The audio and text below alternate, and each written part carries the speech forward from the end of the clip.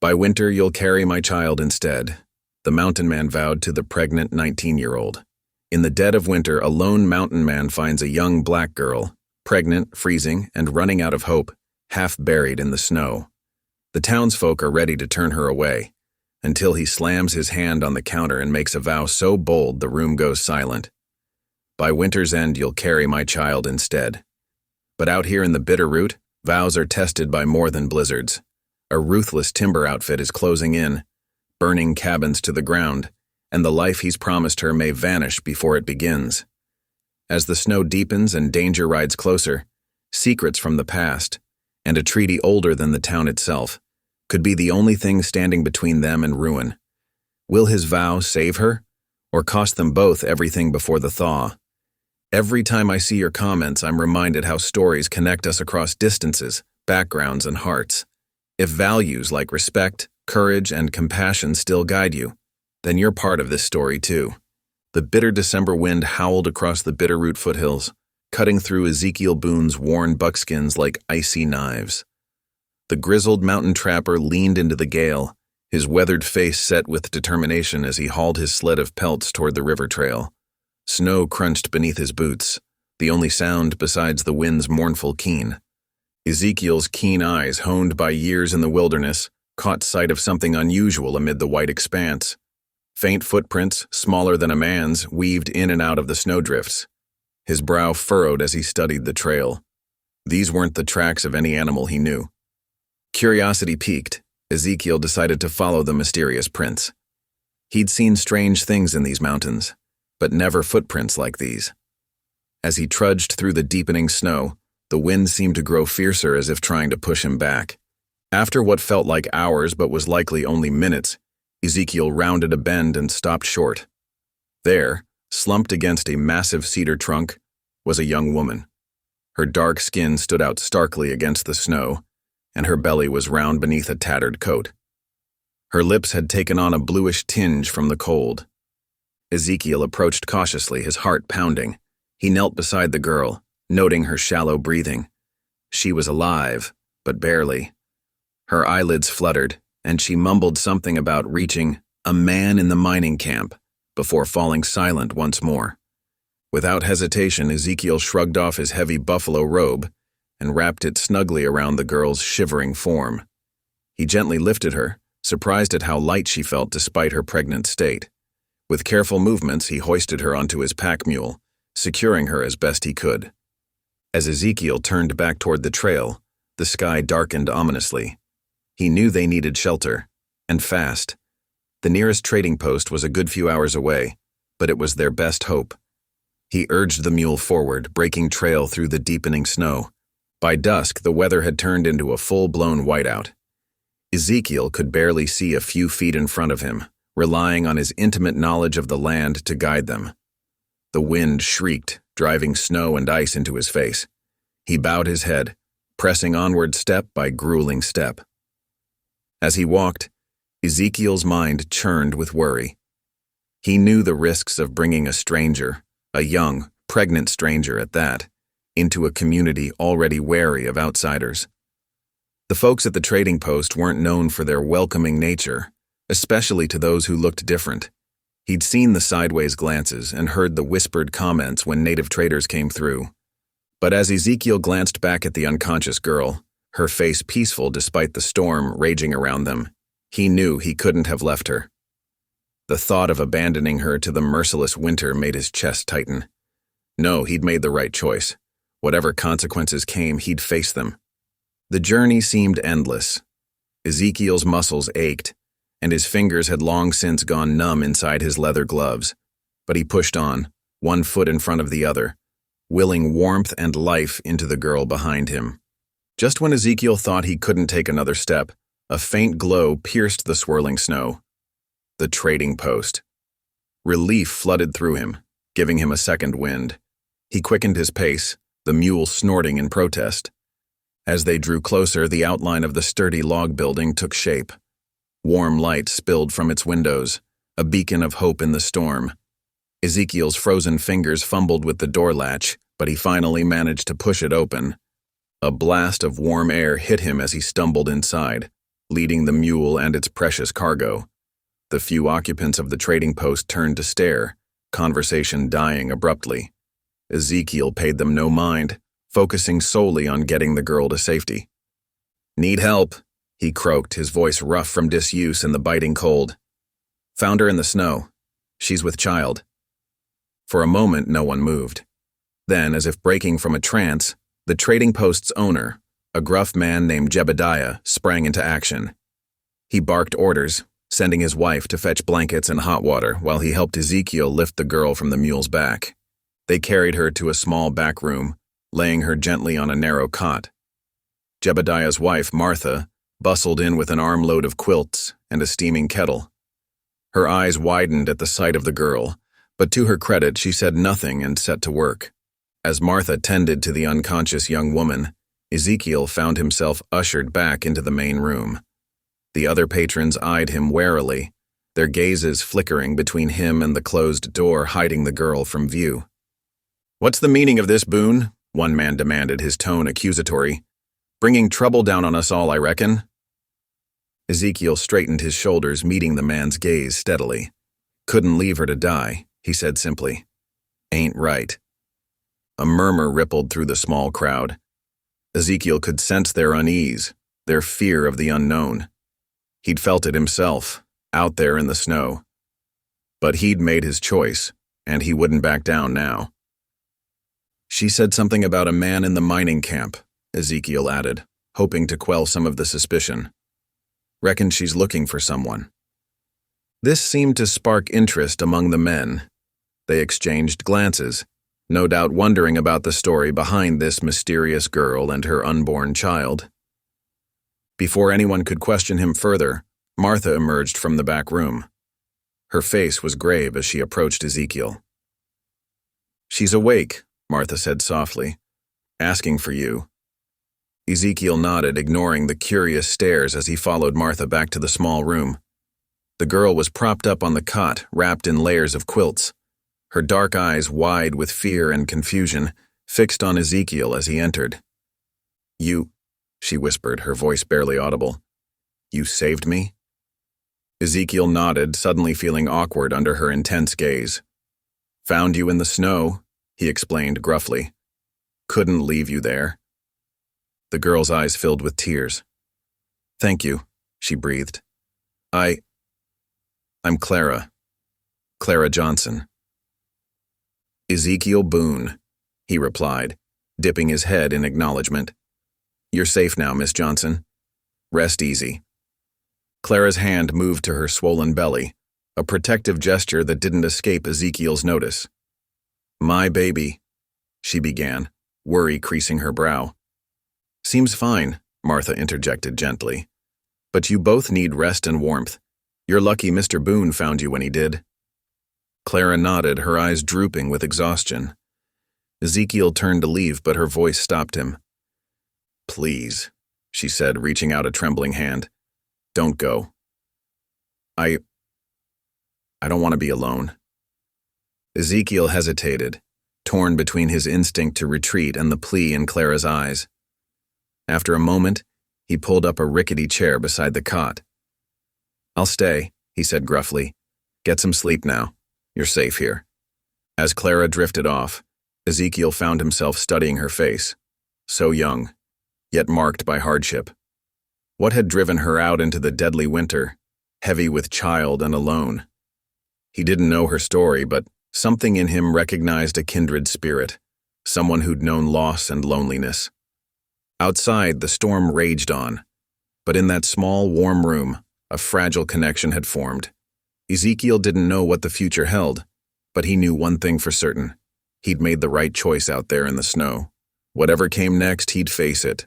For now, he'd keep watch, a silent guardian in the long night ahead. The snow continued to fall in thick, heavy flakes as Ezekiel pushed through the creaking door of the Pine Creek trading post. The sudden warmth inside the building was a stark contrast to the biting cold outside. In his arms, Clara lay slumped, her face pale and drawn. The few people gathered inside, a couple of ranch hands, a freighter leaning against the counter, and the storekeeper himself, all stopped their conversations mid-sentence and turned to stare at the newcomers. Ezekiel paid them no mind, his focus solely on the young woman in his arms. With careful steps, he made his way to the pot-bellied stove that dominated one corner of the room. The heat radiating from it was a blessing after the long, cold journey. Gently, he laid Clara down on a worn bearskin rug near the stove, propping her up against a nearby crate. "Ma'am," he said softly, his gruff voice barely above a whisper. "Think you can manage some tea? It'll warm you up right quick." Clara's eyes fluttered open, unfocused and hazy. She managed a weak nod, and Ezekiel turned to the storekeeper. "Got any hot water for tea?" he asked, his tone leaving no room for argument. The storekeeper, a thin man with a drooping mustache, hesitated for a moment before nodding. He disappeared behind the counter, returning moments later with a steaming mug. Ezekiel took it with a grunt of thanks, then carefully brought it to Clara's lips. "Easy now," he murmured, tipping the mug slowly. "Just a little at a time." As Clara sipped the warm liquid, color slowly returning to her cheeks, the silence in the room began to break. Murmurs started up, low at first but growing louder as the initial shock wore off. "Looks like some drifter's girl," one of the ranch hands said, not bothering to lower his voice. "Colored trouble, more like," another replied, spitting a stream of tobacco juice into a nearby spittoon.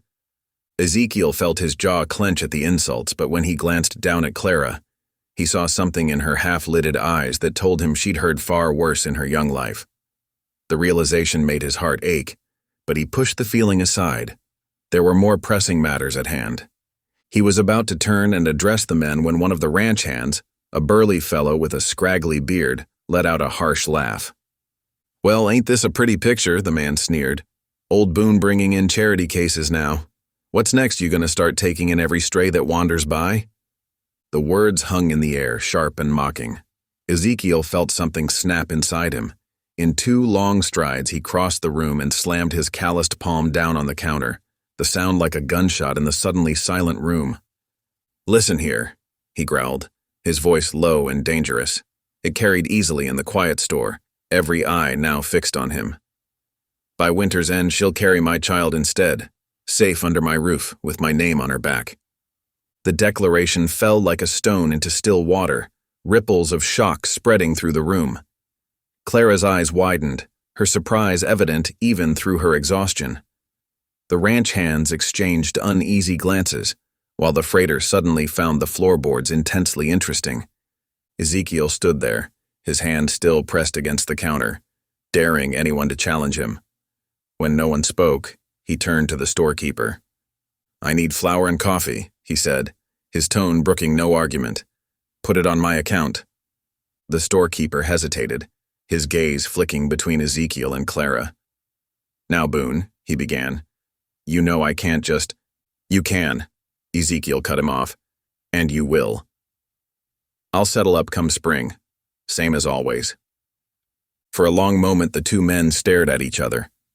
Finally, the storekeeper's shoulders slumped in defeat. He nodded once, then turned to gather the requested items. As Ezekiel waited, the heavy silence in the room was broken by the sudden bang of the door flying open.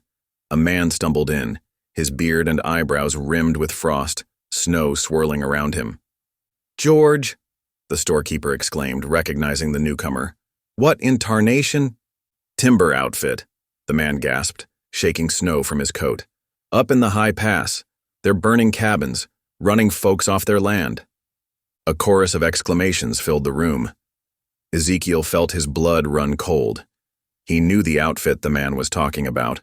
They'd been pushing further and further into the mountains, clearing land for their operations with no regard for those who called the wilderness home. "How many?" one of the ranch hands demanded. "Dozen, maybe more," George replied, accepting a mug of something strong from the storekeeper. "Armed to the teeth, they are. Said they got papers from back east, giving them rights to the whole valley." Ezekiel's mind raced. His own cabin lay not far from the high pass, tucked away in a hidden valley. It had been his sanctuary for years, a place where he could escape the complications of the world below. Now, it seemed, the world was determined to find him. He turned back to Clara, who was watching the proceedings with wide, worried eyes.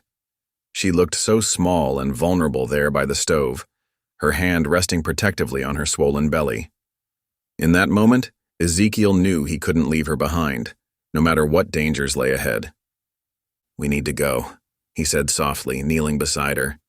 "It ain't safe here anymore."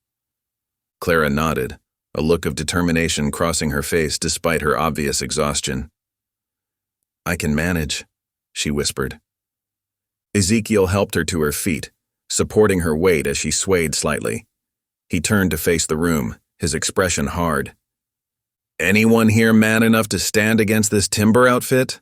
he asked, his voice ringing out clear and strong. The other men shifted uncomfortably, avoiding his gaze. Only George, the frost-rimmed traitor, met Ezekiel's eyes. "I'll spread the word," he said gruffly. "Might be some folks willing to fight, given time." Ezekiel nodded his thanks. It wasn't much, but it was a start. He gathered up the supplies the storekeeper had reluctantly provided, then carefully guided Clara toward the door. As they stepped out into the swirling snow, Ezekiel felt the weight of his decision settle upon him. He had vowed to protect this woman and her unborn child, to give them his name and his home. Now, with danger looming on the horizon, he wondered if he had promised more than he could deliver. But as Clara leaned against him, trusting him to lead her to safety, Ezekiel knew he had no choice but to see this through. Whatever challenges lay ahead, whatever battles they might face, he would stand firm. For Clara, for her child, and for the life he had suddenly found himself pledging to protect. With a deep breath, Ezekiel guided Clara toward his waiting mule. The journey ahead would be long and treacherous, but he was determined to see them safely home. As they disappeared into the swirling snow, the warmth of the trading post faded behind them, leaving only the promise of an uncertain future stretching out before them. The next morning dawned with a brittle cold that seemed to seep through the very walls of the Pine Creek trading post. Ezekiel Boone stirred from his makeshift bed near the pot-bellied stove, his bones creaking as he rose. He'd spent the night on the hard floor, having secured a spare cot in the store's loft for Clara Johnson. As the first pale light of day filtered through the frost-rimmed windows, Ezekiel climbed the narrow stairs to check on his unexpected charge. He found Clara already awake, her dark eyes wide and alert despite the exhaustion that still clung to her like a shadow. "Mornin'," Ezekiel said softly, not wanting to startle her. "How are you feeling?"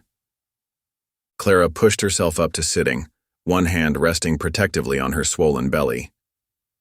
"Better," she replied, her voice barely above a whisper.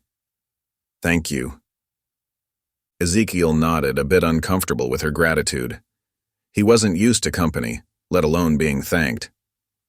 "Reckon you might be hungry," he said, changing the subject. "Store's got some dried apples and jerky. It ain't much, but it'll keep your strength up." As he turned to fetch the food, Clara's voice stopped him. "Why?" she asked, her tone a mixture of curiosity and wariness. "Why did you speak so boldly last night?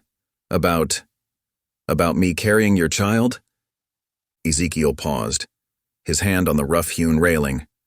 He turned back to face her, seeing the uncertainty in her eyes. "In these parts," he explained slowly, choosing his words with care, "a public claim means protection.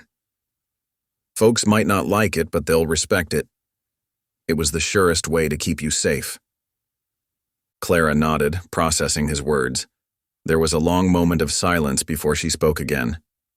"I appreciate that," she said softly. "But you don't know me. You don't owe me anything." "I know enough," Ezekiel replied, his voice gruff but not unkind. "I know you needed help, and I was there to give it. That's all that matters." With that, he descended the stairs to gather their meager breakfast. When he returned, Clara had managed to stand, though she leaned heavily against the wall for support. Ezekiel set the food on a small table near the cot and pulled up a rickety chair for her. As they ate in companionable silence, Ezekiel couldn't help but study the young woman before him. Despite her condition and the ordeal she'd been through, there was a strength in her that he admired. She caught him looking and raised an eyebrow in question.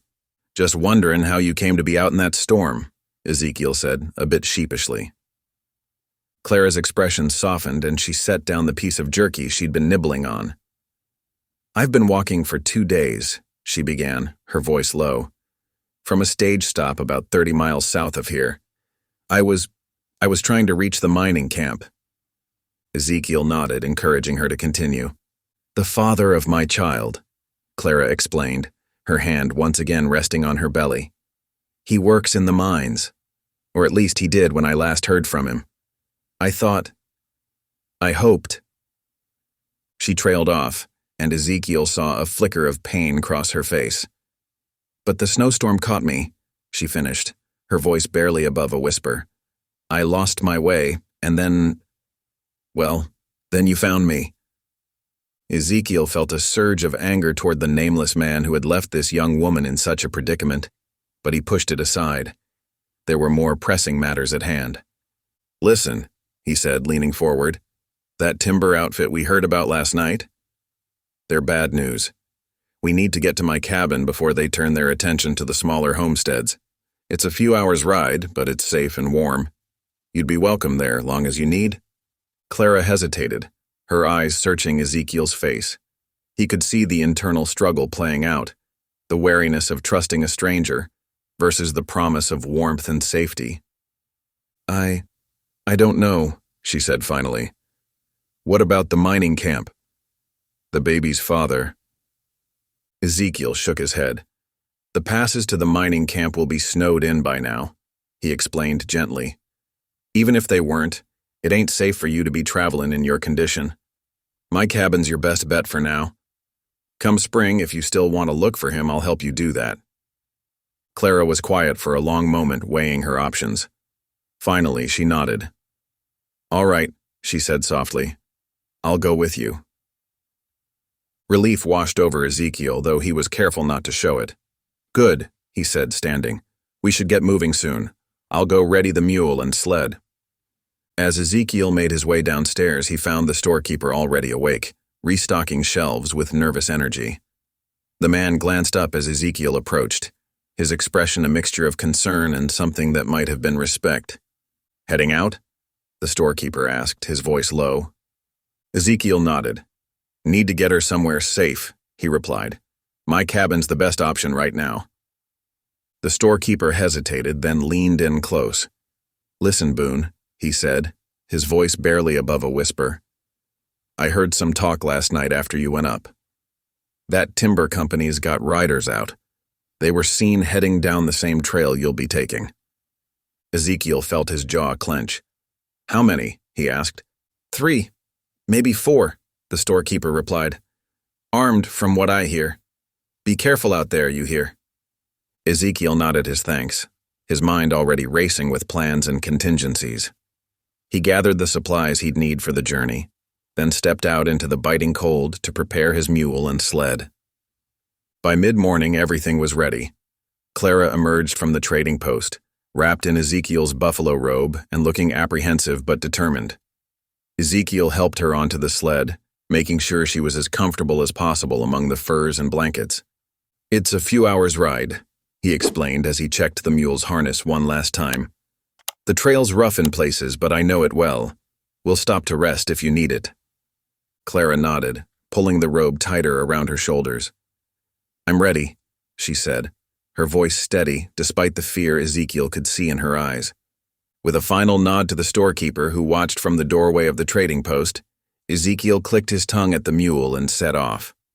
The sled runners creaked against the packed snow as they left the relative safety of Pine Creek behind. As they disappeared into the swirling flurries, Ezekiel couldn't shake the storekeeper's warning from his mind. Somewhere out there, the timber company's riders were on the move. He glanced back at Clara, huddled in the sled, and felt a fierce determination rise within him. He'd made a vow to protect her and her unborn child, and he intended to keep it, no matter what dangers lay ahead on the trail to his cabin. The day broke cold and gray, the sun a pale disk behind thick clouds. Ezekiel helped Clara onto the sled, tucking blankets and furs around her.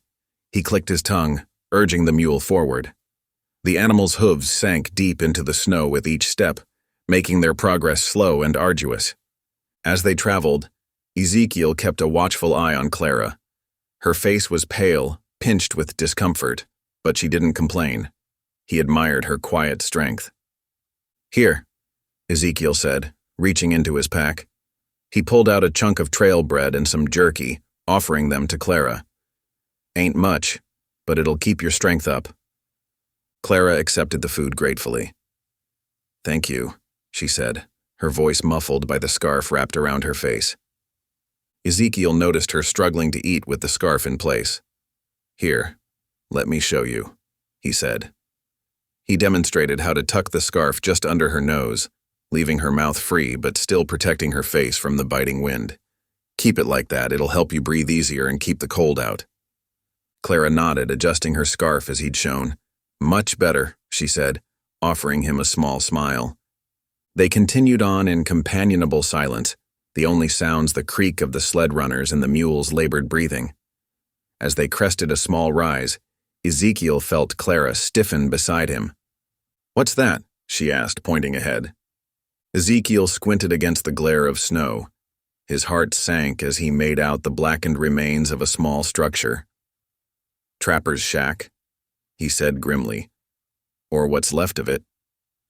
As they drew closer, the acrid smell of smoke filled the air. Thin wisps still curled from the charred timbers, testament to how recently the fire had burned. Clara gripped Ezekiel's arm, her eyes wide with fear. Was it the timber company?" she whispered. Ezekiel nodded slowly. "Likely so," he said. "They're moving faster than I thought." They passed the ruins in silence, both lost in their own thoughts. Ezekiel's mind raced, calculating distances and safe havens. Clara's hand remained on his arm, her grip tight enough that he could feel it through his thick coat. As the short winter day began to fade, Ezekiel guided the mule off the main trail and into a sheltered ravine. "We'll camp here for the night," he explained. "The walls will block some of the wind, and we'll be hidden from the trail." Clara nodded, her eyes darting nervously to the deepening shadows. Ezekiel helped her down from the sled, then set about making camp with practiced efficiency. Soon, a small fire crackled between them, casting flickering light on the snow-covered walls of the ravine. Ezekiel passed Clara a tin cup of hot tea and a thick wool blanket. She wrapped herself in it gratefully, her hands cupped around the warm metal. "Thank you," she said softly, "for everything. I don't know what would have happened if you hadn't found me." Ezekiel shrugged, uncomfortable with her gratitude. "Just did what needed doing," he mumbled. They sat in silence for a while, the fire popping and hissing between them. Finally, Clara spoke again, her voice low and thoughtful. "My mama always said that God puts people in our path when we need them most," she said. "She had a powerful faith, my mama. Taught me to trust in the Lord's plan, even when things seemed darkest."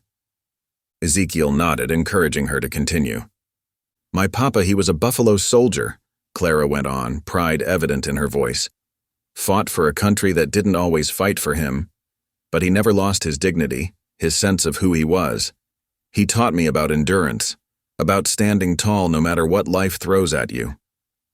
As Clara spoke, Ezekiel found himself transported to another time, another fireside. He remembered nights spent with his Shoshone wife, listening to her stories of her people, their traditions, their strength. The memory brought a bittersweet ache to his chest. "Sounds like you come from good stock," Ezekiel said when Clara fell silent. She nodded, her eyes distant. "I try to live up to their teachings," she said softly, even when it's hard." Ezekiel could hear the pain in her voice, could see the struggle behind her eyes. Without thinking, he reached out and patted her hand awkwardly. "You're doing just fine," he said gruffly. "Your mama and papa would be proud." Clara's eyes met his, surprise and gratitude shining in their depths. "Thank you," she whispered. As the fire burned low, Ezekiel helped Clara settle into her bedroll. "Get some rest," he said. "We've got another long day ahead of us tomorrow." Once he was sure Clara was as comfortable as possible, Ezekiel slipped out of the ravine. He needed to check the trail, make sure they were still safe. The night was clear and bitterly cold, stars glittering like shards of ice in the black sky. Ezekiel moved silently, his years in the mountains evident in every careful step. He circled their camp, eyes scanning the snow for any sign of disturbance. At the mouth of the ravine, he froze. There, barely visible in the starlight, were fresh tracks. Boot prints, at least 3 sets, overlapping their own trail from earlier in the day. Someone was following them. Ezekiel's mind raced. The timber company's men? Unlikely they'd be out this late. Claim jumpers, maybe, drawn by the rumor of a lone trapper with a winter's worth of furs. Whatever the reason, they weren't safe here. They'd have to move on, and soon. Ezekiel made his way back to camp, his movements even more cautious now. Clara was asleep, her face peaceful in the dying firelight. He hated to wake her, to drag her back out into the cold, but they had no choice. As he knelt beside her, Clara's eyes fluttered open. She must have read something in his expression because fear immediately tightened her features. "What is it?" she whispered. "Tracks," Ezekiel said quietly. "Fresh ones, following our trail." Clara sat up, her hand instinctively going to her swollen belly. "What do we do?" Ezekiel began packing up their meager camp, his movements swift and efficient. "We move," he said. "Now, while we still have the cover of darkness." As they prepared to leave, Ezekiel couldn't help but marvel at Clara's quiet strength. Despite her fear, despite her condition, she didn't complain. She helped where she could, her movements slow but determined. Soon they were back on the sled, the mule snorting softly in protest at being roused so early. As Ezekiel guided them back onto the trail, he felt Clara press close against his side. "We'll be all right," he said, trying to sound more confident than he felt. "My cabin ain't far now. We'll make it." Clara nodded, her face set in lines of grim determination. As they moved off into the night, Ezekiel found himself hoping fervently that he could make good on that promise. The weight of his vow to protect Clara and her unborn child settled heavily on his shoulders, spurring him onward through the dark, snow-covered wilderness. As the first light of dawn crept over the snow-covered landscape, Ezekiel Boone stirred from his fitful sleep. He blinked away the remnants of uneasy dreams and peered out from their makeshift shelter. A fresh blanket of snow had fallen during the night, erasing any trace of the tracks that had worried him so. Clara Johnson stirred beside him, her face etched with exhaustion. "The tracks?" she asked, her voice barely above a whisper. Ezekiel shook his head. "Gone now. New snow covered them." He saw relief flicker across Clara's face, but it didn't ease the knot of worry in his own gut. "Still, we best get moving. Sooner we reach the cabin, the better." They broke camp quickly, the routine now familiar to both of them. Clara moved slower than the day before, her pregnancy and the long journey clearly taking their toll. Ezekiel found himself watching her closely, concern etching deeper lines into his weathered face. As they set out, Ezekiel set a quicker pace. The mule snorted in protest, but Clara said nothing, her jaw set in determination. The sun climbed higher in the sky, casting long shadows across the pristine snow. Ezekiel's eyes constantly scanned their surroundings, alert for any sign of pursuit or danger. By mid-afternoon, the terrain began to change. The trail wound upward, becoming steeper and more challenging. Clara's breath came in short gasps, but she pressed on without complaint. Ezekiel's admiration for her strength grew with each passing hour.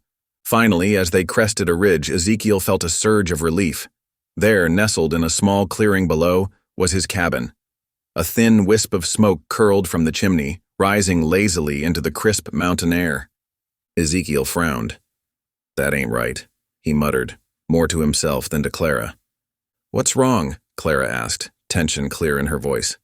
"I banked the fire low before I left," Ezekiel explained, his eyes narrowing as he studied the cabin. "Shouldn't be no smoke now." Clara's hand found his arm, gripping it tightly. "Do you think... is it the men who were following us?" Ezekiel shook his head slowly. "Don't reckon so. They'd have no way of knowing this was my place." He paused, considering. "Still, best we approach careful-like." They made their way down the ridge, Ezekiel leading the mule with one hand while the other rested near his rifle. As they drew closer to the cabin, he motioned for Clara to stay back. She nodded, fear and exhaustion warring in her eyes. Ezekiel crept forward, his footsteps silent in the snow. He circled the cabin once, noting fresh tracks around the door. Taking a deep breath, he pushed the door open, rifle at the ready. "Well, it took you long enough, my friend," a calm voice greeted him from inside. Ezekiel lowered his rifle, a mixture of relief and exasperation washing over him. "Two elk," he said, shaking his head, "ought to know better than to surprise a man at his own cabin." The Shoshone hunter rose from his seat by the fire, a hint of a smile on his weathered face. "And you ought to know better than to leave your home unguarded in these times," he replied. Ezekiel turned and waved Clara forward. As she entered the cabin, Two Elk's eyebrows rose slightly, but he said nothing, merely inclining his head in greeting. "Clara Johnson," Ezekiel said by way of introduction. "This here's Two Elk, old friend and best tracker this side of the divide." Clara managed a tired smile. "Pleased to meet you," she said softly. Two Elk's dark eyes studied her for a moment before he spoke. "You have traveled far, and in a delicate condition. Please sit and warm yourself." As Clara gratefully sank into a chair by the fire, Ezekiel turned to his friend. "What brings you out this way, Two Elk?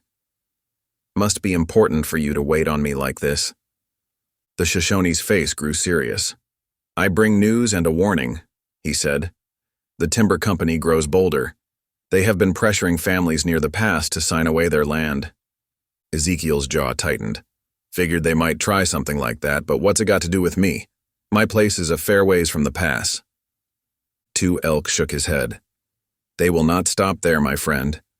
I have heard whispers that they plan to expand their operations. Your land, it may be their next target." Clara looked up sharply at this, her face pale. Is this because of me?" she asked, her voice trembling slightly. "Have I brought trouble to your doorstep?" Ezekiel moved to her side, resting a calloused hand on her shoulder. "No, Clara.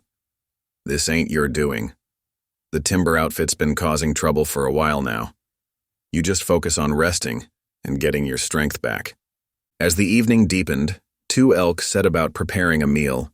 The rich aroma of venison stew soon filled the small cabin, making Clara's stomach growl audibly. She blushed, but Ezekiel just chuckled. "Reckon that's a good sign," he said. "Means you're on the mend." As they ate, Clara insisted on helping despite her obvious fatigue. She washed the tin plates carefully, her movements slow but determined. Ezekiel watched her, a mix of concern and admiration in his eyes. "You don't need to do that," he said gently. "You're tired, should be resting." Clara shook her head stubbornly. "I want to help.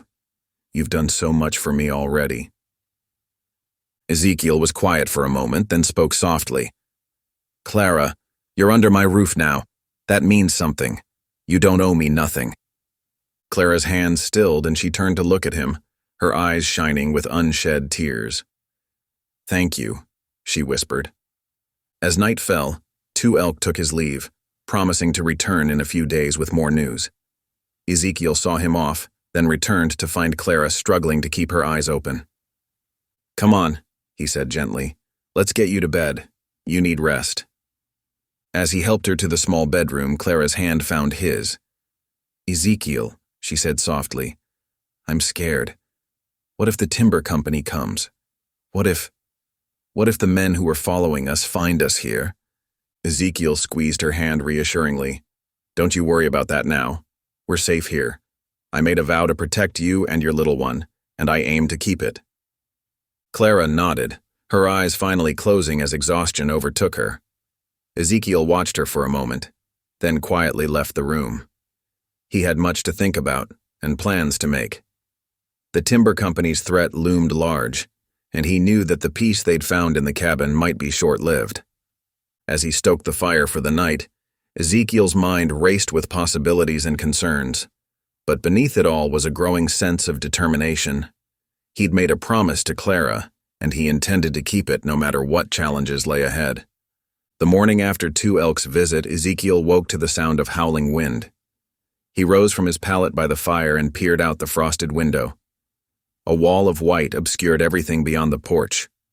The blizzard had arrived. Ezekiel stoked the fire, adding logs to ward off the chill that seeped through the cabin's walls. As the flames crackled to life, Clara emerged from the small bedroom, wrapping a woolen shawl tightly around her shoulders. "Looks like we're in for a spell," Ezekiel said, nodding toward the window. Clara's eyes widened as she took in the swirling snow outside. How long do these storms usually last? Ezekiel shrugged. "Could be a day, could be a week. Best we settle in and make the most of it." As the day wore on, the wind's fury only increased. Ezekiel busied himself with small repairs around the cabin, while Clara organized their meager food supplies. By evening, it became clear that they would be trapped indoors for at least another day. The next morning, Ezekiel rummaged through an old trunk, pulling out scraps of leather and hide. Clara watched curiously as he laid them out on the table. "Reckon it's time you learned to make yourself a proper pair of mittens," Ezekiel said. "Can't have your hands freezing out here." Clara's face lit up with interest. "I'd like that," she said softly. "My mama taught me to sew, but I've never worked with leather before." Ezekiel nodded approvingly. "Well, it ain't so different, just need a steadier hand and a sharper needle." He showed her how to cut the leather, explaining the importance of following the hide's natural lines. Clara listened intently, her brow furrowed in concentration as she threaded the thick needle. As Clara began to sew, Ezekiel found himself watching her hands. Her fingers moved with a grace and surety that surprised him. The stitches she made were neat and even, far better than his own rough handiwork. "You've got a talent for this," he said, genuine admiration in his voice. Clara smiled, a hint of pride in her eyes. "Mama always said I had a knack for detail work." They worked in companionable silence for a while, the only sounds the whistle of the wind outside and the soft scrape of needle through leather.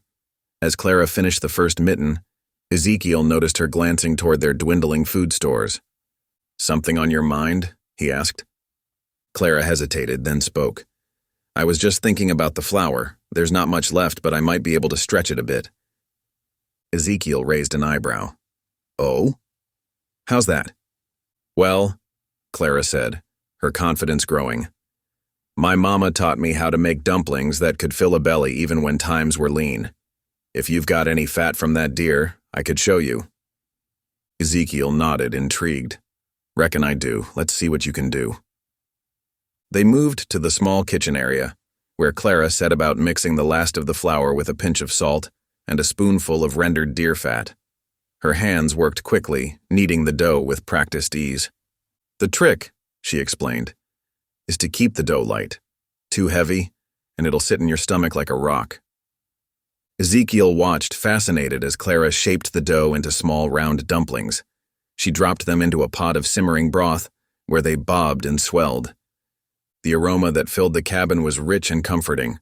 When they finally sat down to eat, Ezekiel found himself savoring each bite.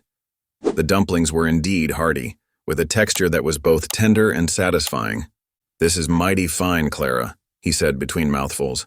"You've stretched our stores and filled our bellies. That's no small feat." Clara ducked her head, pleased by the compliment. "It's the least I can do after all you've done for me." As they cleaned up after the meal, Ezekiel found his thoughts wandering. The cabin felt different with Clara there, warmer somehow. In quiet moments, he caught himself imagining what it might be like to hear a child's laughter echoing off these walls. The thought both thrilled and terrified him. The second day of the blizzard passed much like the first. They worked on their projects, shared meals, and talked softly by the fire. Clara finished her mittens, proudly showing off the neat stitching to Ezekiel. He in turn taught her how to whittle, though her attempts were more enthusiastic than skillful. On the morning of the third day, Ezekiel woke to an unusual silence. The wind had died down overnight, leaving behind a world blanketed in pristine white. Sunlight glinted off the snow, almost painfully bright after days of gray skies. "Storm's broken," he announced as Clara emerged from her room. I need to check the trap lines. Make sure nothing's been lost or damaged. Clara nodded, but Ezekiel noticed a flicker of unease in her eyes. Will you be gone long? Not if I can help it, he assured her. But just in case, I want you to keep the rifle close. You know how to use it? Clara squared her shoulders. My pa made sure I could shoot straight, said a woman ought to know how to protect herself. Ezekiel nodded approvingly. He showed her how to load the rifle, making sure she was comfortable handling it. I don't expect any trouble, he said, but it's best to be prepared. With a final glance back at Clara, Ezekiel strapped on his snowshoes and set out. The snow was deep, but his snowshoes kept him from sinking too far.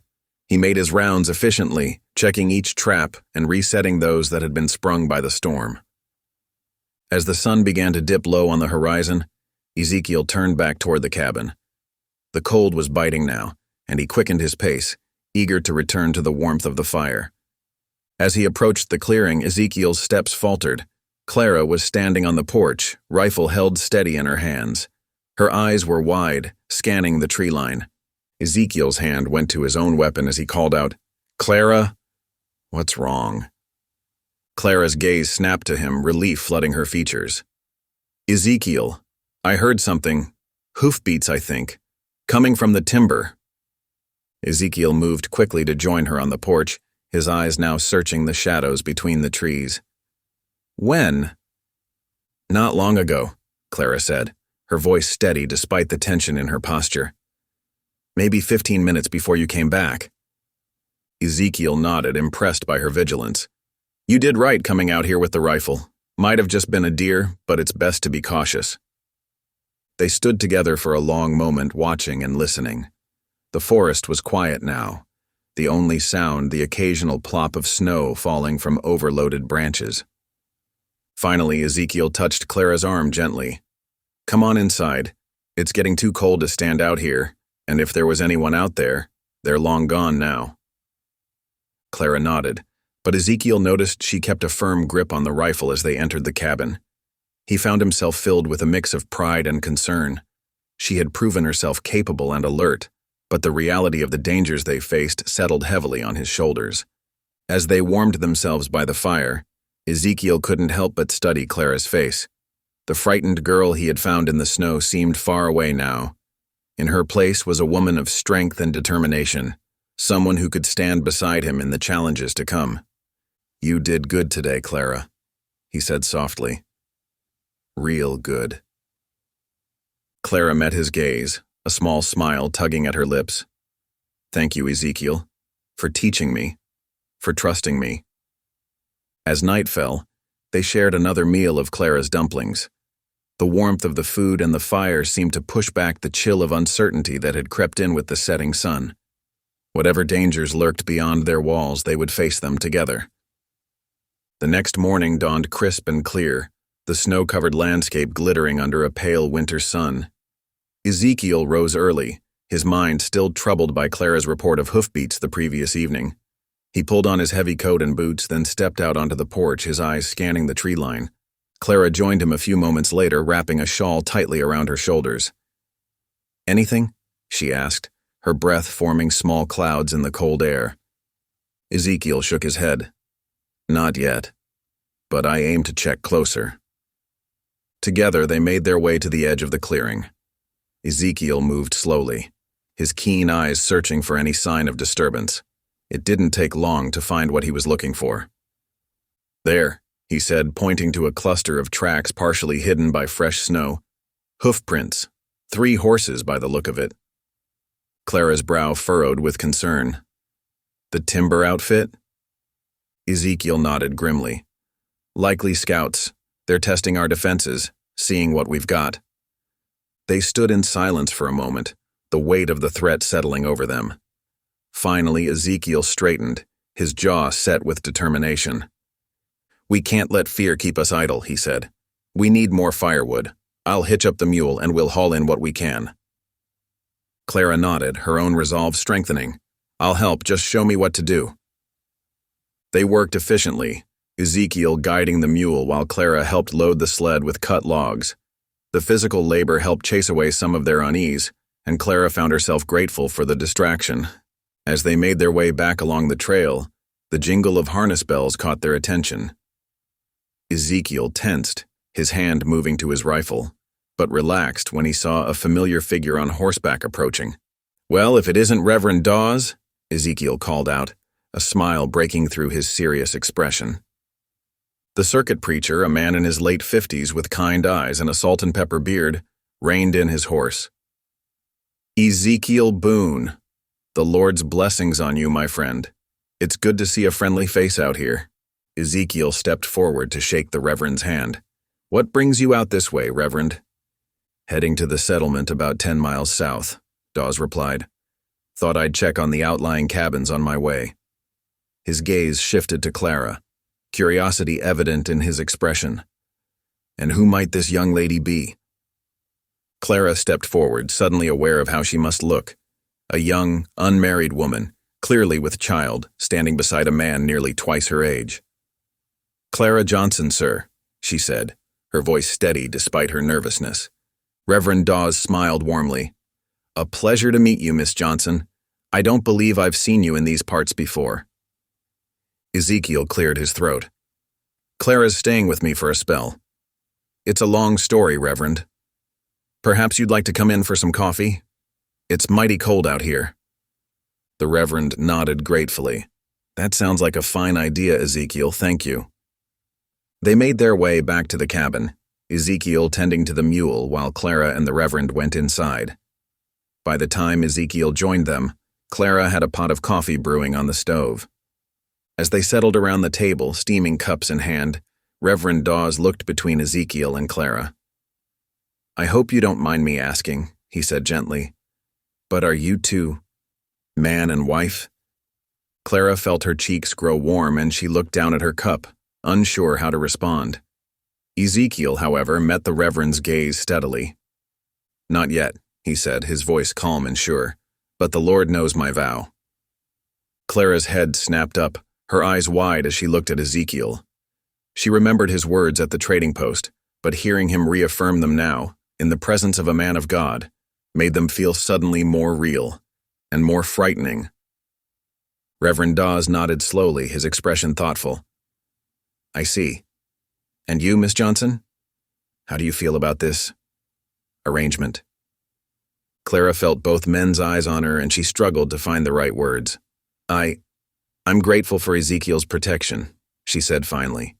"He's been nothing but kind to me." The Reverend smiled gently. "Kindness is a good foundation, my dear. But marriage is a sacred bond, one that requires more than just gratitude or obligation." Ezekiel leaned forward, his voice low and earnest. "I understand that, Reverend. I don't take this lightly. Clara's safety, and the safety of her child, that's what matters most right now." Clara felt a rush of emotion at Ezekiel's words. She knew he was a good man, but the depth of his commitment still surprised her. Reverend Dawes finished his coffee and stood, thanking them for their hospitality. "I should be on my way if I want to reach the settlement before nightfall," he said. "But if the weather holds, I'd be happy to return in 2 weeks' time. Perhaps hold a Sunday service here if you'd like." Ezekiel nodded. "We'd appreciate that, Reverend, thank you." As they watched the preacher ride away, Clara turned to Ezekiel. "Did you mean what you said? About marriage?" Ezekiel met her gaze, his eyes serious. "I meant every word, Clara. But I won't rush you. We've got time to figure things out." Clara nodded, a mix of relief and uncertainty swirling in her chest. As they turned back to the cabin, she couldn't help but wonder what the future might hold for them, and whether the safety Ezekiel offered could ever truly become a home. The days following Reverend Dawes' visit settled into a comfortable rhythm at Ezekiel's cabin. Each morning, Clara woke to the sound of Ezekiel stoking the fire, the crackle and pop of fresh logs a familiar comfort. She'd join him for a simple breakfast of cornmeal mush sweetened with molasses, their conversation easy and unhurried. As the sun climbed higher, they'd set about their daily tasks. Ezekiel showed Clara how to split wood, his strong hands guiding hers on the axe handle. "Aim for the heart of the log," he'd say, his voice low and patient. Let the weight of the axe do the work. Clara found herself growing stronger, more confident with each passing day. The ache in her arms from swinging the axe became a badge of pride, a testament to her growing self-reliance. She learned to tend the fire, banking it carefully at night to keep the cabin warm until morning. Ezekiel spent long hours checking his trap lines, returning with rabbits, muskrats, and the occasional fox. He showed Clara how to skin and clean the animals, wasting nothing. Out here, he explained, everything has a use. In the evenings, Clara mended their gear, patching Ezekiel's worn shirts and darning socks by the light of the oil lamp. Her nimble fingers, already skilled from years of needlework, quickly adapted to the heavier materials. One afternoon, as the weak winter sun hung low in the sky, Clara heard the familiar crunch of snow under boots. Ezekiel appeared in the doorway, his arms full of pelts and a small smile playing at the corners of his mouth. "Got something for you," he said, setting down his load. From inside his coat, he produced a small cedar box, its surface smooth and fragrant. Clara's eyes widened as she opened it. Inside lay an assortment of colorful glass beads and several lengths of ribbon. Her hands trembled slightly as she lifted a sky-blue ribbon, running it through her fingers. "Thought you might like a bit of pretty," Ezekiel said, his voice gruff but kind. "Traded some extra pelts at the post." Clara felt a warmth bloom in her chest, touched by his thoughtfulness. "It's beautiful," she whispered. "Thank you." With slightly shaky hands, she tied the ribbon into her hair, securing her curls away from her face. Ezekiel watched her, a soft expression in his eyes. "Matches the winter sky," he said quietly, then quickly busied himself with hanging up his coat. That evening, Clara prepared a hearty rabbit stew, the rich aroma filling the cabin. As they sat down to eat, she found herself studying Ezekiel's face in the firelight. The lines around his eyes seemed softer somehow. His usual stoic expression relaxed. "This is mighty fine," Ezekiel said, savoring a spoonful of stew. "You've got a real talent in the kitchen." Clara felt a flush of pleasure at the compliment. "My mama taught me well," she replied, "though I reckon I never thought I'd be cooking rabbit in a mountain cabin." Ezekiel chuckled, a low, warm sound that surprised them both. "Life has a way of taking us down unexpected trails," he mused. As they continued their meal, Clara found herself laughing more easily, sharing stories of her childhood in the city. Ezekiel listened intently, offering his own tales of his early days as a trapper. The conversation flowed naturally, filling the cabin with a warmth that went beyond the fire's glow. After supper, they worked together to clean up, their movements in sync as if they'd been sharing this space for years instead of weeks. Clara found herself humming softly as she dried the tin plates, a sense of contentment settling over her. As night fell, Ezekiel moved to bank the fire for the evening. Clara watched him work, admiring the sure, practiced movements of his hands. Suddenly, something caught his attention, and he straightened up, moving quickly to the window. "What is it?" Clara asked, sensing the change in his demeanor. Ezekiel's brow furrowed as he peered out into the darkness. "There's a glow on the horizon," he said, his voice low and tense. "Too far out to be a homestead chimney." Clara joined him at the window, her heart beginning to race. In the distance, she could see it too. A faint orange flicker against the inky black sky. "What do you think it means?" she asked, though a part of her already knew the answer. Ezekiel's jaw tightened. "Trouble," he said grimly. "That fire's too big, too far out.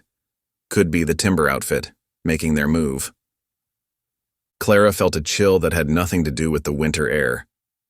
She instinctively placed a hand on her swollen belly, fear for her unborn child rising in her throat. Ezekiel turned to her, his eyes softening as he saw her distress. "Don't you worry," he said, his voice gentle but firm. "I made a vow to protect you and that baby, and I aim to keep it.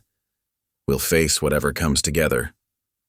Clara nodded, drawing strength from his words and the steady presence beside her. As they stood there, watching the distant glow, she felt Ezekiel's hand come to rest lightly on her shoulder. It was a small gesture, but in that moment it meant everything. The warmth and gentle affection that had been growing between them over these quiet days now seemed to deepen, strengthened by the looming threat. Whatever danger lay ahead, Clara knew that she and Ezekiel would face it as one. As the first light of dawn crept over the snow-capped mountains, Ezekiel Boone stirred from his fitful sleep. He had spent most of the night on alert, his keen ears straining for any sound of approaching danger. Clara Johnson lay on her cot, her breathing deep and even, one hand resting protectively over her swollen belly. Ezekiel moved quietly, not wanting to wake her. He pulled on his heavy wool coat and checked his rifle, making sure it was loaded and ready. Pausing at the cabin door, he looked back at Clara's sleeping form. The sight of her there, trusting and vulnerable, strengthened his resolve. He stepped out into the biting cold, his breath forming clouds in the crisp morning air. The distant ridge where they had seen the fire glow the night before was now shrouded in mist. Ezekiel's face set in grim determination as he saddled his horse. Just as he was about to mount, the cabin door creaked open. Clara stood there, wrapped in a blanket, her eyes wide with concern. "You're going to check on that fire?" she asked, her voice barely above a whisper. Ezekiel nodded. "I need to know what we're facing," he said. "Stay inside, Clara. Keep the door barred and the rifle close. I'll be back before midday." Clara's fingers tightened on the doorframe. "Be careful," she said softly. Ezekiel's expression softened for a moment. "I will," he promised. Then he swung into the saddle and urged his horse forward, disappearing into the misty forest. Clara watched until she could no longer see him, then reluctantly closed and barred the door. The cabin felt eerily quiet without Ezekiel's steady presence. She busied herself with chores, trying to keep her mind off the dangers that might be lurking in the woods. Hours passed, each one seeming longer than the last. Clara found herself checking the window repeatedly, straining to hear the sound of hoofbeats. When she finally heard a horse approaching, relief flooded through her. Ezekiel dismounted slowly, his movements betraying his weariness. As he entered the cabin, Clara could see the grim set of his jaw, the tightness around his eyes. Whatever he had found, it wasn't good news. "What happened?" Clara asked, her heart pounding. Ezekiel sank into a chair, running a hand over his face. "It's as we feared," he said heavily. "The timber riders struck again. Burned out old Tom and Martha Hawkins' place." Clara gasped, her hand flying to her mouth. "Are they—" "They're alive," Ezekiel assured her quickly. "Got out just in time. But they lost everything, Clara. Their home, their livestock, all of it gone." Clara felt her knees go weak and she sank onto her cot.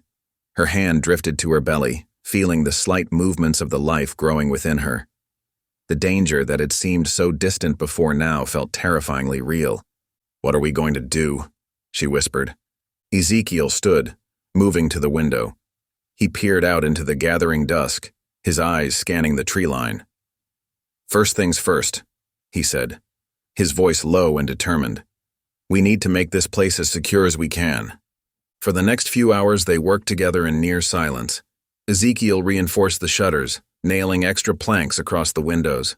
Clara helped him move stacks of firewood inside, building up their supplies in case they needed to withstand a siege. As night fell, they sat by the fire, speaking in low voices about their options. The warmth of the flames did little to dispel the chill of fear that had settled over them. "We could leave," Ezekiel said, his eyes fixed on the dancing flames. "Head south to the settlements. Might be safer there." Clara considered this, her mind racing. The idea of fleeing, of finding safety in numbers, was tempting, but something inside her rebelled against it. "If we run," she said slowly, "they win. They'll just keep pushing people off their land, burning them out." She looked up, meeting Ezekiel's gaze. "This is your home. You've built a life here. I won't be the reason you lose it all." Ezekiel studied her face, surprise and admiration mingling in his expression. "It's dangerous, Clara," he warned. "These men, they don't care about right or wrong. They only care about money and power." Clara straightened her shoulders, a fierce light coming into her eyes. "My papa didn't back down from a fight when he was a buffalo soldier," she said. and my mama always taught me to stand up for what's right, no matter how hard it might be. She placed a hand on her belly. I want my child to know that their parents had courage when it mattered most. Ezekiel was silent for a long moment, considering her words. Then slowly, he nodded. All right, he said softly. We'll stand our ground, but we'll need to be smart about it. Can't fight them head on. Clara felt a mixture of fear and determination coursing through her. She had chosen this path, chosen to stand with Ezekiel against the coming storm. Whatever happened next, they would face it together. As they continued to talk late into the night, planning and preparing, Clara realized that something had shifted between them. The bond that had been growing over the past weeks had deepened, forged stronger by shared danger and mutual respect. Outside, the wind howled through the pines, carrying with it the promise of more snow. But inside the cabin, Clara felt a warmth that had nothing to do with the fire. She had found a strength she didn't know she possessed, and a partner she could trust with her life. As they finally settled down to sleep, Clara whispered a quiet prayer, for protection, for courage, and for the future that seemed both uncertain and full of possibility. As Christmas Eve dawned, the sky above the Bitterroot Mountains shone a brilliant blue, unmarred by clouds. The fresh snow glittered like diamonds in the crisp morning light. Inside their cabin, Ezekiel Boone and Clara Johnson prepared for a day they hadn't expected. Ezekiel stood by the window, his brow furrowed with concern. I'm not sure about this, Clara, he said, his voice low. Having folks over might draw attention we don't need right now. Clara paused in her sweeping, leaning on the broom handle. Maybe, she said softly. But isn't Christmas about coming together? Even in hard times. Before Ezekiel could respond, the distant jingle of sleigh bells caught their attention. They shared a look of surprise before Ezekiel moved to open the door. Coming up the snow-covered path was a sight neither had anticipated. A sleigh, pulled by two sturdy horses, carried the Simmons family from the next valley over. Behind them, on horseback, rode two elk and his wife, their faces wreathed in smiles. As Ezekiel helped Mrs. Simmons down from the sleigh, more hoofbeats sounded. 3 more families from nearby homesteads appeared, their arms laden with parcels and baskets. Clara stood in the doorway, her eyes wide with wonder. She had never seen so many people at the cabin before. Settlers and Shoshone alike dismounted, calling out greetings and Merry Christmases. 2 elk approached, clasping Ezekiel's hand warmly. We thought you might need some cheer, he said, his eyes twinkling. Ezekiel, usually so reserved, found himself grinning. Well, he said, looking around at the gathering crowd, I reckon we do at that. As the day wore on, the tiny cabin filled with warmth and laughter. Women bustled in the kitchen, laying out dishes on every available surface. The scent of smoked venison mingled with the sweetness of corn cakes and the rich aroma of strong coffee. Clara moved among the guests, her initial shyness melting away as she was welcomed with open arms. Mrs. Simmons pressed a jar of preserved peaches into her hands, while 2 elk's wife showed her how to wrap a shawl to support her growing belly. As evening fell, Ezekiel lit the lamps, casting a golden glow over the gathering. Someone produced a battered hymnal, and soon the cabin rang with the sound of Christmas carols. Clara's clear voice rose above the others as they sang Silent Night, and Ezekiel found himself watching her, marveling at how she seemed to glow from within. In a lull between songs, 2 elk stepped forward, holding something wrapped in soft deerskin. We have brought a gift, he said, his voice solemn, for the little one who will join us soon. Clara gasped as 2 elk unwrapped the bundle, revealing a beautifully crafted cradleboard. Its wooden frame was polished to a soft sheen, and the leather was adorned with intricate beadwork. Painted along the edges were symbols in red and black, protective signs that Clara recognized from her talks with 2 elk's wife. This ... Clara's voice faltered as she ran her fingers over the smooth wood. It's beautiful. 2 elk smiled, his eyes warm. Our people believe that a child's first cradle should be made with love and blessed with good wishes. This one carries the hopes of many hearts. Ezekiel stepped forward, his hand resting gently on Clara's shoulder. Thank you, my friend, he said, his voice rough with emotion. "This child will be carried in honor. I promise you that." Clara looked up at Ezekiel, her eyes shining with unshed tears. In that moment, surrounded by the warmth of community and acceptance, she felt a sense of belonging she had never known before. As the evening drew to a close, guests began to bundle up for the journey home. Hugs were exchanged, along with promises to gather again soon. Clara stood in the doorway, waving goodbye as sleighs and horses disappeared into the gathering dusk. Just as the last guest vanished from sight, soft flakes began to fall from the darkening sky. Clara held out her hand, catching a snowflake on her palm. "Look," she said softly to Ezekiel, who stood beside her. "It's snowing again." Ezekiel nodded, his arm slipping around her shoulders. "So it is," he replied. "Seems fitting somehow." They stood there for a moment longer, watching the snow fall in the fading light. The cabin behind them was quiet now, but it felt fuller somehow, filled with the echoes of laughter, song, and friendship. As they turned to go back inside, Clara paused, her hand on the doorframe. "Thank you," she said, looking up at Ezekiel, "for letting them come. For everything." Ezekiel's eyes softened as he looked at her. "No need to thank me," he said gently. "This is your home too, Clara. And those folks out there, they're our people now." Clara nodded, feeling a warmth spread through her chest that had nothing to do with the fire crackling in the hearth. As they closed the door against the falling snow, she knew that whatever challenges lay ahead, they would face them together. Not just the two of them, but with the strength of a community behind them. 2 days after Christmas, the Bitterroot Mountains lay silent under a thick blanket of snow. The morning sun cast long shadows across the pristine white landscape as Ezekiel Boone prepared for a day's journey to check his distant trap lines. Clara Johnson stood in the cabin doorway, watching as Ezekiel saddled his horse. Her hands rested on her swollen belly, a worn shawl wrapped tightly around her shoulders against the chill. "You sure you'll be all right?" Ezekiel asked, his breath forming small clouds in the frosty air. Clara nodded, a small smile playing on her lips. "I'll be fine," she assured him. "Got plenty to keep me busy here." Ezekiel mounted his horse, adjusting his hat against the glare of the sun on snow. "I'll be back before dark," he promised. With a final nod, he urged his mount forward, soon disappearing into the pines. Clara watched until the last echo of hoofbeats faded away. Sighing softly, she turned back into the warmth of the cabin. The day stretched before her, full of small tasks that needed tending.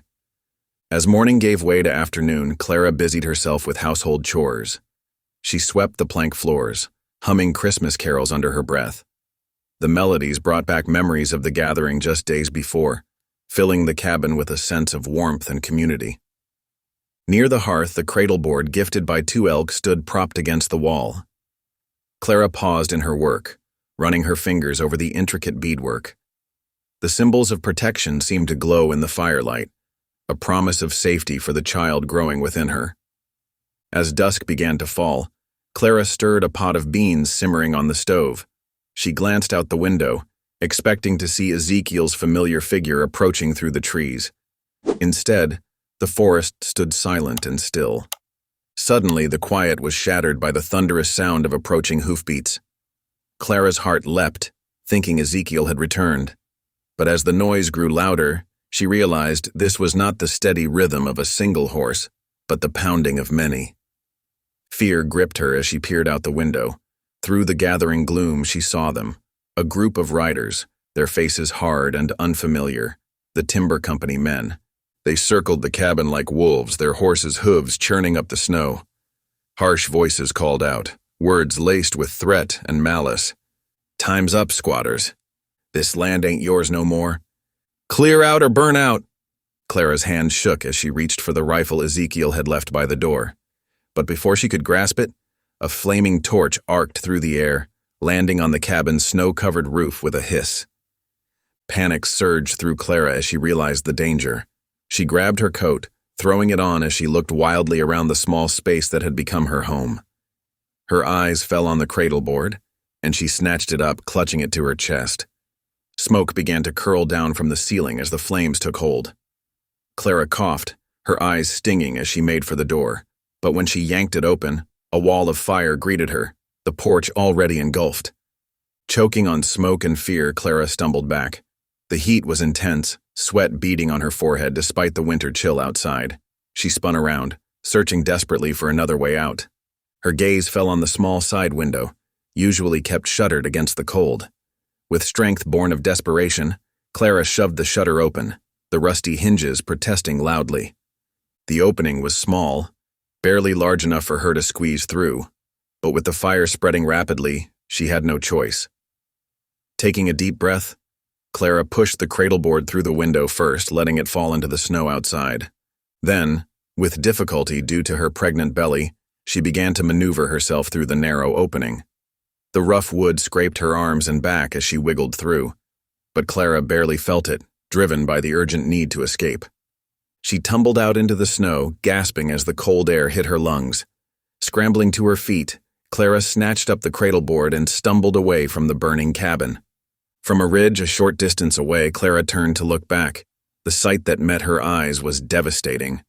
The little cabin, which had become a sanctuary of hope and new beginnings, was now fully engulfed in flames.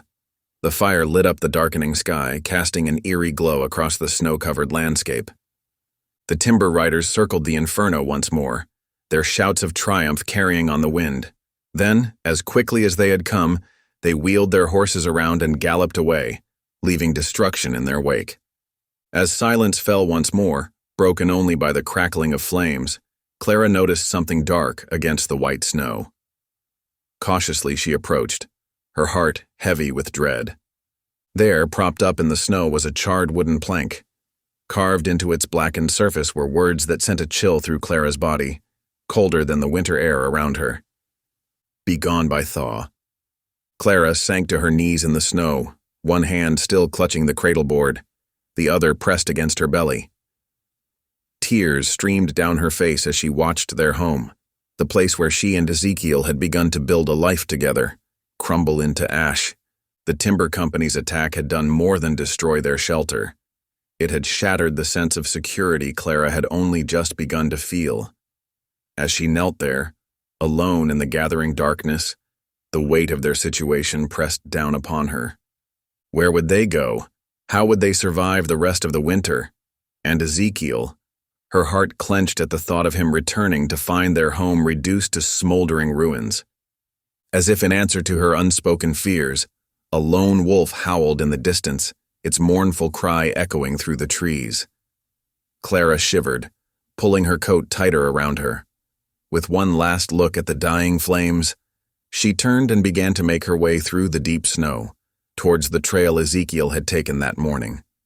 The cradleboard tucked securely under her arm, Clara pushed forward. Each step was a struggle against the snow and her own exhaustion, but she refused to give up. Somewhere out there, Ezekiel was making his way home. She had to find him, had to warn him. As she trudged on, the words carved into that charred plank burned in her mind. "Be gone by thaw," they had said. But Clara Johnson, daughter of a freedwoman and a Buffalo soldier, was not one to be easily driven away. With determination in her heart and the proof of their future cradled in her arms, she pressed on into the night. The moon hung low in the sky, casting long shadows across the snow-covered landscape as Ezekiel Boone urged his tired horse homeward. His breath frosted in the air, a visible reminder of the bitter cold that had settled over the mountains. As he crested the final ridge, his heart clenched at the sight before him. Where their snug cabin had stood just that morning, only smoldering ruins remained. "Clara!" he called out, fear gripping his chest as he spurred his mount forward. The horse's hooves kicked up plumes of snow as they thundered down the slope. Ezekiel's eyes darted frantically, searching for any sign of movement in the eerie stillness. As he drew closer to the blackened remnants of their home, a small figure huddled beneath the lean-to caught his attention. Relief flooded through him, quickly followed by a wave of guilt that threatened to overwhelm him. "Clara," he breathed, dismounting before his horse had fully stopped. In a few long strides, he was at her side, gathering her into his arms. Frost clung to her lashes, her skin cold to the touch. She trembled against him, whether from cold or fear, he couldn't tell. "I'm here," Ezekiel murmured, his voice rough with emotion. "I'm so sorry, Clara. I never should have left you alone." He held her tighter, as if his embrace could shield her from the harm that had already come to pass.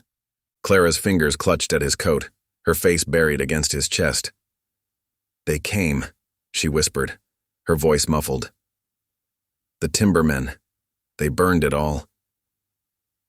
Ezekiel's jaw clenched, anger rising in him at the cowardly attack. But now was not the time for rage. Clara needed warmth and safety first. He glanced around, assessing their options in the darkness. "The barn," he said, spotting the structure at the edge of the clearing. Though scorched, it still stood. "We'll shelter there for the night." Gently, he helped Clara to her feet, supporting her as they made their way through the snow. The barn door creaked as Ezekiel pushed it open, revealing a space that smelled of smoke and damp hay. It wasn't much, but it would keep out the worst of the cold. Ezekiel settled Clara on a pile of straw before tending to his horse and the mule. He fed them what he could salvage of the scorched hay, murmuring soft words of comfort to the animals. Returning to Clara's side, Ezekiel spread out his bedroll and helped her settle onto it. He built a small fire in a clear patch of earth, the flames casting flickering shadows on the barn walls. As warmth slowly began to seep into the space, Ezekiel sat beside Clara, drawing her close. For a long while they sat in silence, the enormity of their loss settling over them like a heavy blanket. Finally, Clara spoke, her voice barely above a whisper. "I was afraid," she admitted, her eyes fixed on the dancing flames. "Afraid you wouldn't come back."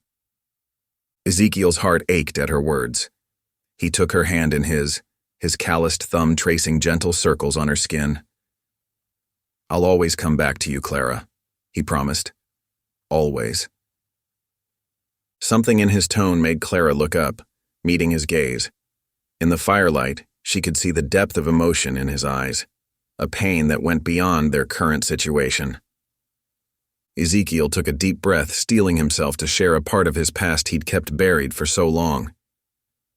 "Years ago," he began, his voice low, "I had a wife, a Shoshone woman named Morning Star. We had a child together, a little boy." Clara listened intently, sensing the weight of his words. Ezekiel's gaze grew distant, lost in memories. "There was a fever that swept through the village," he continued. "It took them both from me, my wife, my son, gone in the space of a week." Tears glistened in Ezekiel's eyes, and Clara squeezed his hand, offering what comfort she could. "Losing them," Ezekiel said, his voice thick with emotion. "It left a hollow ache inside me. I thought I'd never feel whole again." He looked at Clara, his gaze intense. "The thought of losing you. It's that same ache. I can't bear it, Clara, I won't." In that moment, something shifted between them. The vulnerability in Ezekiel's admission, the raw honesty of his feelings, cemented an emotional bond that had been growing since that first day in the snow. Clara leaned into him, resting her head on his shoulder. "You won't lose me," she whispered. "We're in this together now, you and I." Ezekiel wrapped his arm around her, drawing her closer. The warmth of her body against his, the steady rhythm of her breathing, grounded him in the present. Despite the destruction of their home, despite the uncertain future that lay ahead, he felt a glimmer of hope. As the fire burned low and the night deepened around them, Ezekiel made a silent vow. He would protect Clara and their unborn child with everything he had. Whatever challenges lay ahead, they would face them together. In the half-burned barn, surrounded by the remnants of what they had lost, Ezekiel and Clara found solace in each other's presence. It wasn't the Christmas they had imagined, but in the depths of their shared vulnerability, they had forged a bond stronger than any timber company's threats could break. As the first light of dawn crept over the snow-covered mountains, Ezekiel and Clara stirred from their uneasy sleep in the half-burned barn. The air was crisp and biting, a reminder of the harsh winter that still held the land in its grip. Ezekiel rose first, his joints creaking as he stretched and surveyed their meager shelter. "We can't stay here," he said softly, helping Clara to her feet.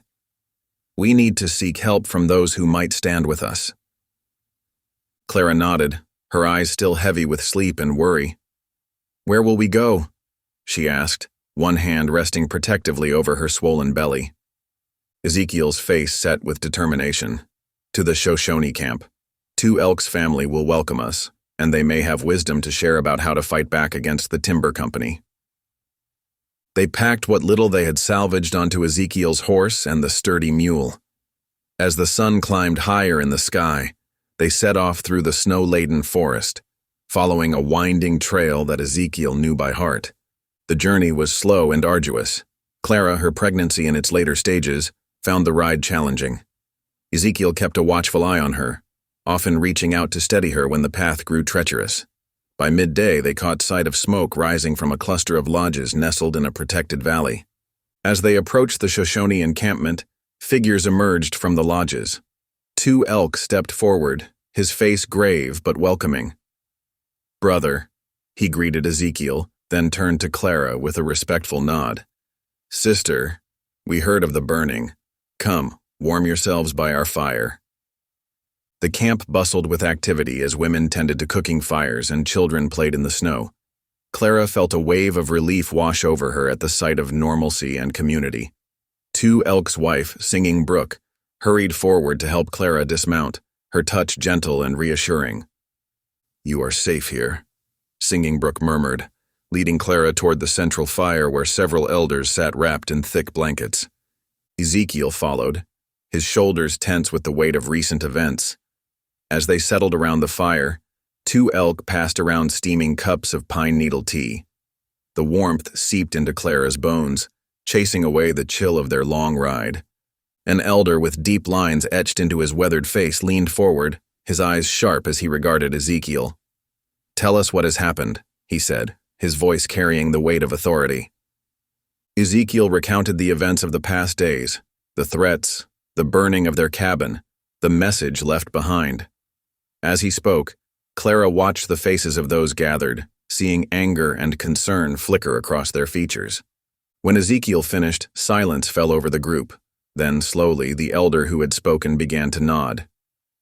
"There may be a way," he said, his voice low and thoughtful. "A treaty, signed many winters ago." 2 Elk's eyes widened in recognition.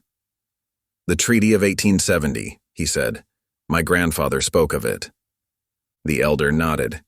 "It granted rights to our people, and to those who married into our families, for the land now threatened by the timbermen." Ezekiel leaned forward, hope kindling in his chest. "My late wife," he said softly. "She was Shoshone. Would the treaty apply to the land where Clara and I have settled?" The elder's eyes crinkled at the corners. "If we can prove the treaty exists, it could halt the timber company in their tracks. The land would be protected by law." Excitement rippled through the group. 2 Elk turned to Ezekiel, his expression determined. "We must find a copy of this treaty. But where?" Clara, who had been listening intently, spoke up. "What about Reverend Dawes?" she suggested. "He travels widely and has connections. Might he know someone who could help?" Ezekiel nodded, a plan forming in his mind. The Reverend mentioned knowing a clerk at the army post to the south. If anyone would have access to old treaties, it would be them.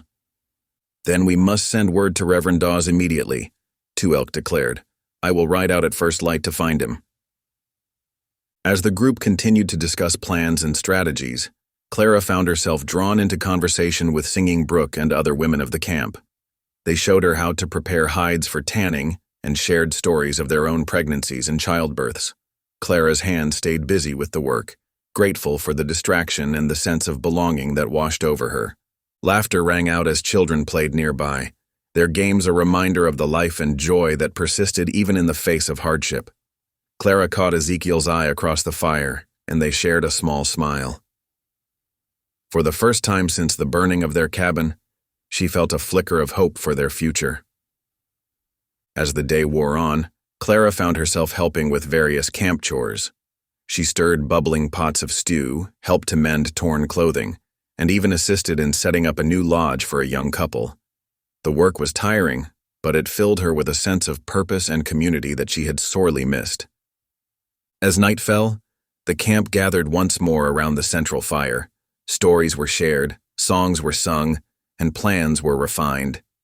2 elk would leave at dawn to seek out Reverend Dawes, while Ezekiel and Clara would remain under the protection of the Shoshone camp. Clara leaned against Ezekiel, her body weary but her spirit lifted. The discovery of the treaty had opened a path to justice, a way to fight back against the timber company's aggression. As she looked around at the faces illuminated by firelight, faces that had welcomed her without hesitation, she felt a surge of gratitude. "Thank you," she whispered to Ezekiel, her voice barely audible above the crackling fire. He squeezed her hand gently. "For what?" "For bringing me here," Clara replied. "For not giving up." Ezekiel's eyes softened as he gazed at her. "We're in this together," he reminded her. "Whatever comes, we'll face it side by side." As the stars wheeled overhead and the fire burned low, Clara allowed herself to believe that perhaps, just perhaps, they had found a way to secure their future and the future of their unborn child. 3 days passed in the Shoshone camp, each hour ticking by with a mixture of hope and anxiety. Clara found comfort in the daily rhythms of camp life, her hands kept busy with tasks that distracted her from worry. Ezekiel spent his time scouting the surrounding area, watchful for any sign of the timber company's return. On the morning of the 3rd day, a commotion at the edge of the camp drew everyone's attention. Reverend Josiah Dawes rode in on his sturdy mare, his face flushed with excitement and the cold. In his saddlebag, carefully wrapped in oilcloth, was the treaty, a weathered document that held the power to change their fate. "Praise be," Dawes called out as he dismounted. "The Lord guided my path to the right clerk. Here it is, just as we hoped." Ezekiel strode forward, his eyes bright with anticipation. "You've done it, Reverend. You may have saved more than just our homestead with this." 2 elk emerged from his lodge, his face solemn but hopeful. "Now we must use this wisely," he said, gesturing for them to gather around the central fire. As the camp bustled with excitement, Clara made her way to Ezekiel's side. Her hand rested on her swollen belly, a determined set to her jaw. "I'm coming with you," she declared, her voice steady. Ezekiel's brow furrowed with concern. "Clara, it could be dangerous. The timbermen are the reason we lost our home," she finished for him. "I need to see this through. Our child needs to know we stood together." After a moment's hesitation, Ezekiel nodded, recognizing the fire in her eyes. "All right," he agreed. "But you'll ride double with me, and at the first sign of trouble, you head back to camp." As the group prepared to depart, 2 elk's wife, singing Brooke, approached Clara with a thick blanket. "To keep you and the little one warm," she said softly, draping it around Clara's shoulders.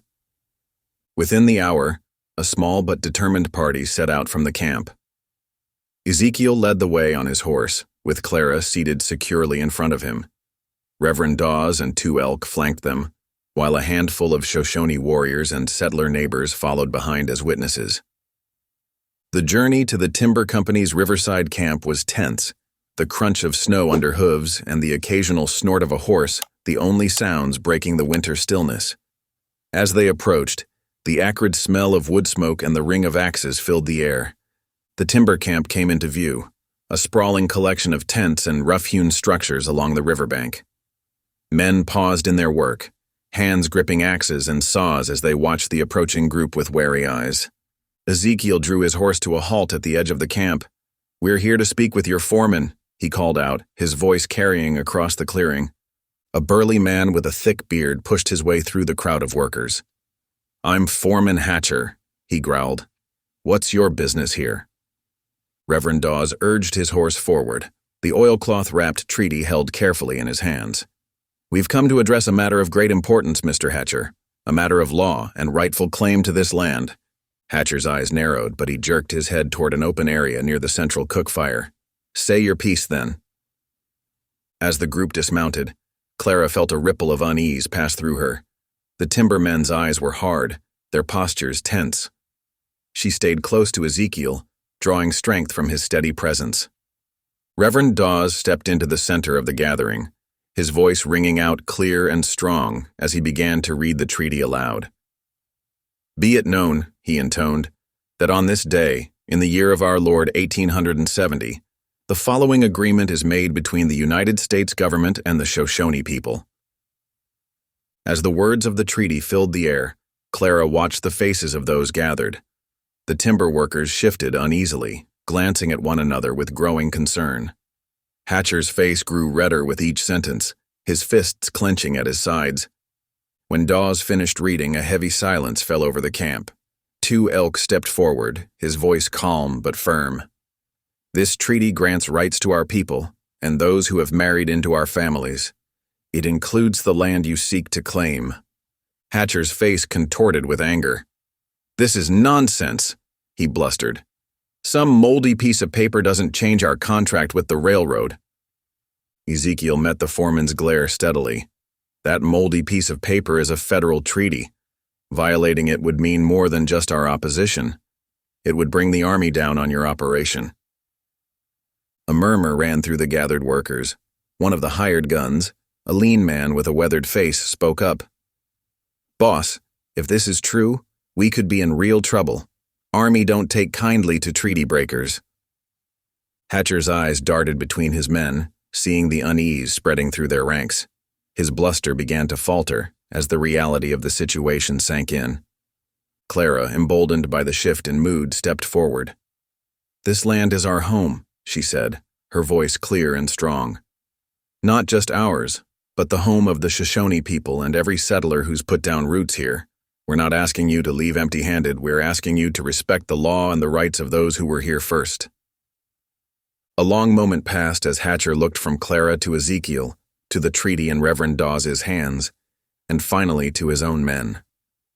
The fight seemed to drain out of him as he realized the precariousness of his position. With a growl of frustration, Hatcher turned to his foreman. "Pull the men back," he ordered. "We need to regroup and figure out our next move. I won't have the army breathing down our necks over this." A collective sigh of relief passed through the group. Ezekiel placed a protective arm around Clara's shoulders, a smile of pride and love on his face. "You did it," he whispered. "We did it." As the timber workers began to break camp, Reverend Dawes carefully rewrapped the treaty.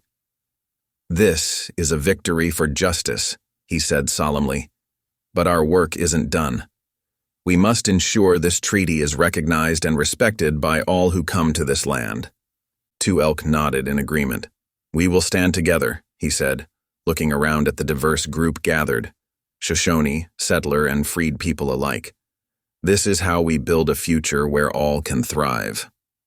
The weeks following the confrontation with the timber company passed in a blur of activity. Winter's grip slowly loosened, and as the snow began to melt, Ezekiel turned his attention to rebuilding their home. The charred remains of the cabin stood as a stark reminder of what they had endured, but with each passing day, new life emerged from the ashes.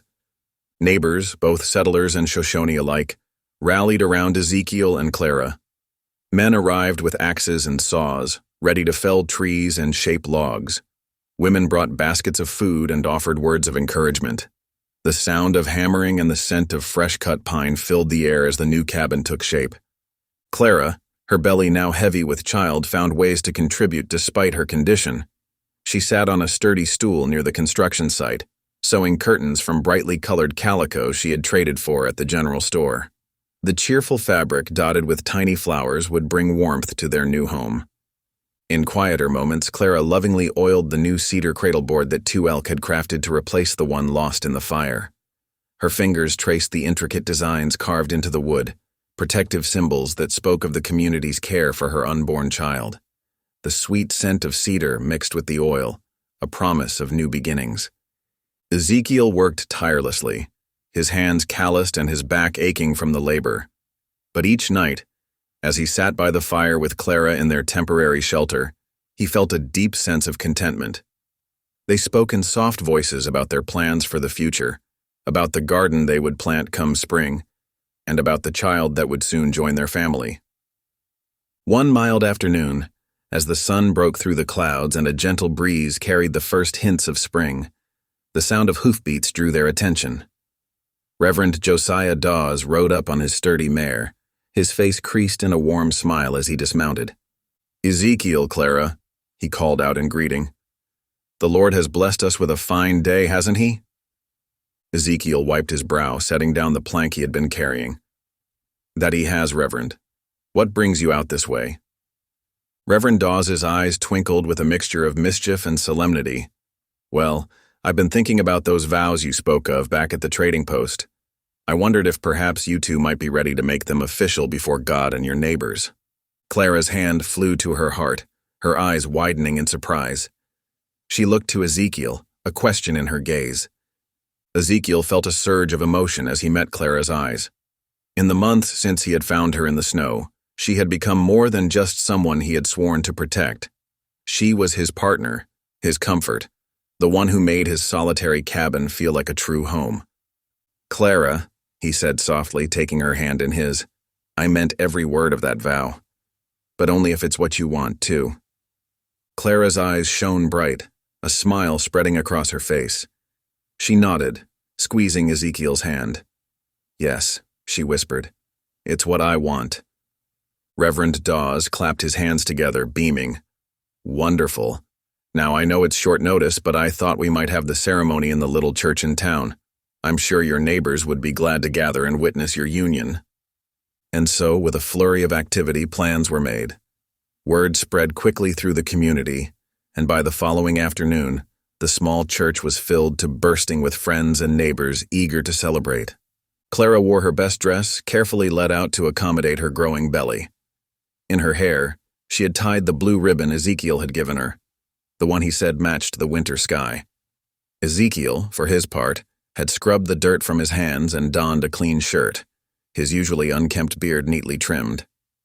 As they stood before Reverend Dawes, the afternoon sun streaming through the church's windows, Ezekiel marveled at the journey that had brought them to this moment. He thought of the bitter, cold day when he had found Clara in the snow, of the nights spent huddled by the fire in his cabin, of the flames that had threatened to destroy everything, and of the strength they had found in each other. "Dearly beloved," Reverend Dawes began, his voice carrying through the hushed church, "we are gathered here today, in the sight of God, to join this man and this woman in holy matrimony." The ceremony was simple but heartfelt. Ezekiel and Clara exchanged vows, promising to love and cherish each other through whatever trials life might bring. When Reverend Dawes pronounced them husband and wife, the church erupted in cheers and applause. As they turned to face their friends and neighbors, Ezekiel felt a sense of belonging he had not known in years. Clara's hand was warm in his, her smile radiant. Together, they stepped into their new life, surrounded by the love and support of their community. The celebration continued well into the evening, with a feast laid out on tables in the churchyard. There was laughter and music, children playing games, and elders sharing stories. Two Elk and his family presented Clara and Ezekiel with gifts, warm blankets and a set of finely crafted cooking utensils for their new home. As the sun began to set, casting a golden glow over the gathering, Ezekiel pulled Clara close. "Are you happy?" he asked softly. Clara looked up at him, her eyes shining with joy and unshed tears. "More than I ever thought possible," she replied. "This is home now. Truly home." Ezekiel nodded, his throat tight with emotion. He placed a gentle hand on Clara's rounded belly, feeling the promise of their future stirring beneath. Together, they had faced hardship and danger, and together they would build a life filled with love and hope. As the first stars appeared in the deepening twilight, Ezekiel and Clara bid farewell to their guests and began the journey back to their homestead. The path ahead was clear, lit by the soft glow of lanterns and the warmth of their shared love. They walked hand in hand, no longer two solitary souls, but a family united by choice and blessed by their community. As the harsh winter began to soften its grip on the Bitterroot Mountains, Clara's time drew near. The rebuilt cabin stood strong against the lingering cold, a testament to the community's support and Ezekiel's determination. Inside, the warmth of the hearth and the scent of cedar created a cozy haven for the expectant couple. One crisp morning, as the first hints of spring whispered through the valley, Clara's labor began. Ezekiel sent word to 2 Elks Camp, and soon his wife, Singing Brook, arrived to act as midwife. Her calm presence and practiced hands brought comfort to Clara as the pains intensified.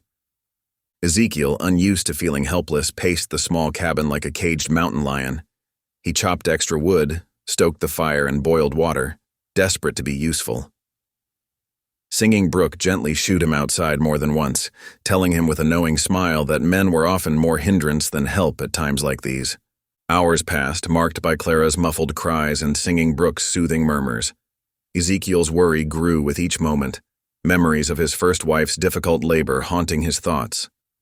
He whispered fervent prayers, pleading for Clara and the child's safety. As the winter sun began to set, painting the snow-covered landscape in hues of pink and gold, a new sound pierced the air, the thin, reedy cry of a newborn. Ezekiel's heart leapt, and he burst through the cabin door, propriety forgotten in his eagerness. There, propped up on their bed, was Clara. Her face was flushed and damp with sweat, her dark curls plastered to her forehead, but her eyes shone with a joy that took Ezekiel's breath away.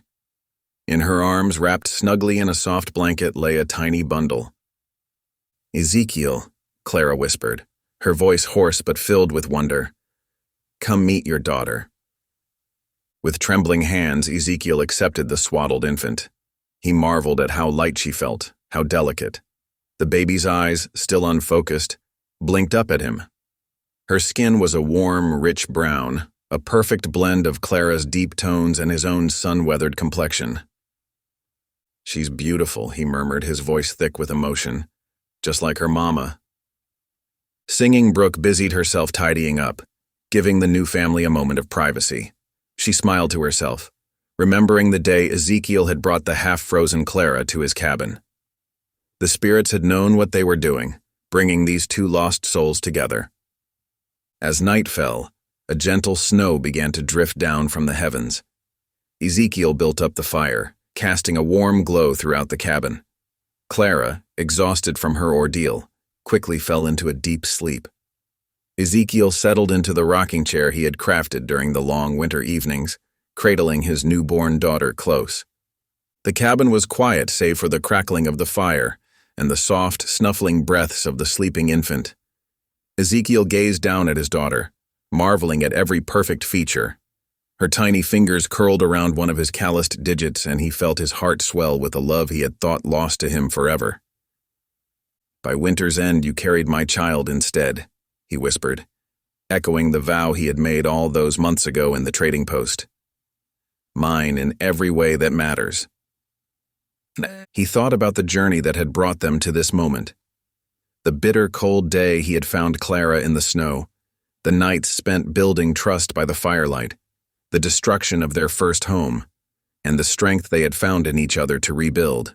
Every hardship, every moment of doubt, had led to this, a family forged by choice and bound by love. Outside, the gentle snowfall blanketed their land in pristine white. The timber company's threats were a distant memory now, their claim to this piece of earth secured by treaty and community support. Ezekiel knew there would be challenges ahead. There always were in this rugged country. But for now, in this perfect moment, all was right with the world. As the fire crackled and popped, Ezekiel began to hum softly, an old lullaby his own mother had sung to him long ago. He rocked gently, his daughter secure in his arms, watching over Clara as she slept. In that quiet night, filled with new life and renewed hope, Ezekiel Boone knew he had found his true home at last. Thank you for listening. Stories connect us in the most unexpected ways. If you felt that spark today, make sure you're subscribed. I share a new one daily, and the next might change your day.